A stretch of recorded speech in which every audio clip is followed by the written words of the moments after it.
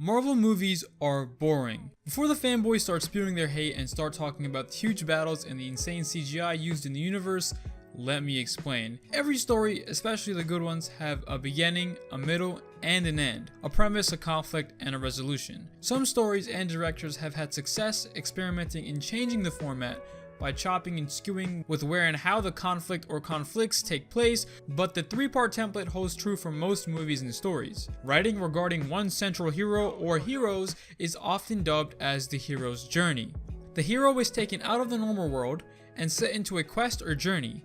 The protagonist is introduced to other characters, conflict ensues, and the hero eventually triumphs, returning to the normal world somehow changed. There is more to the template, but for the sake of this video, I think that's enough to explain my point. If you use the hero's journey, you'll see almost every story falls into the template. So the conflict arises. How will the storyteller depict his or her story in such a way that it stands out from the rest? Making an interesting world with interesting characters that push a genre further are great because they raise expectations. However, if a plot is continually expansive with more characters, it has the same general effect as the first film. However, there is a drawback in individual character development. Marvel movies tend to do this quite often. It's very revealing how poor Marvel movies are when they aren't more viable characters to add to the plot. The first Marvel movie, Iron Man, had sequels that didn't quite meet the expectations set by the original film. While it did add more characters in the form of new villains, they weren't characters that were already fleshed out in their own films, so the audience didn't desire to see them in future movies. Whereas characters such as Captain America and Thor already have movies that viewers could base expectations on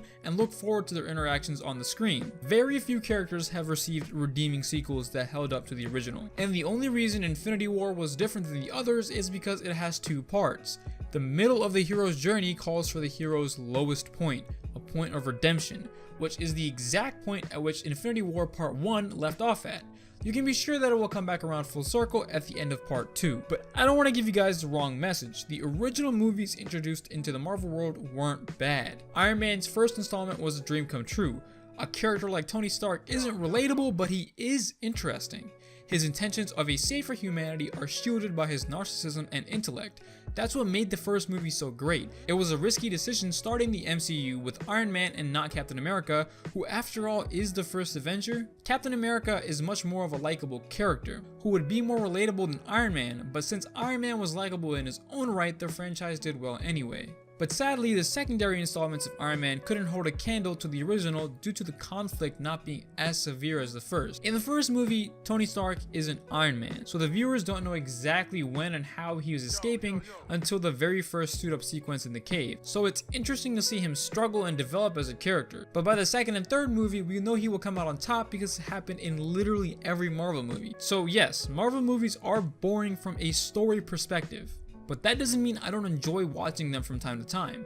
Comic book characters brought to the big screen is an amazing experience, and I don't want them to be thought-provoking and Oscar-worthy. Mindless violence with a predictable plot is sometimes what I want to watch. I know that John Wick will end in John killing the bad guy, but I watch it anyway. It's why action movies are so popular and why Transformers as a series is so wildly profitable even though they don't expand on the plot whatsoever. And the first Transformer movies weren't even that good. People just like a predictable story. And can you blame them? It makes you feel good at the end knowing that the outcome you wanted for the hero actually happened. I'd rather have a movie understand that its basic premise is to tell a generic story and execute it well instead of pretending to be a movie that pushes the understanding of the human condition or something. Leave that to the directors and producers who actually want to make those films. So don't get mad if you see me at the movie line for Infinity War 2. I still want to watch it even if I know how it'll end. Thank you for watching this video, guys. If you like this specific content, format, this style, I really enjoyed making it. Hopefully you guys enjoyed watching it. If you guys really liked it, please leave a like. And if you guys want to see more stuff just like this,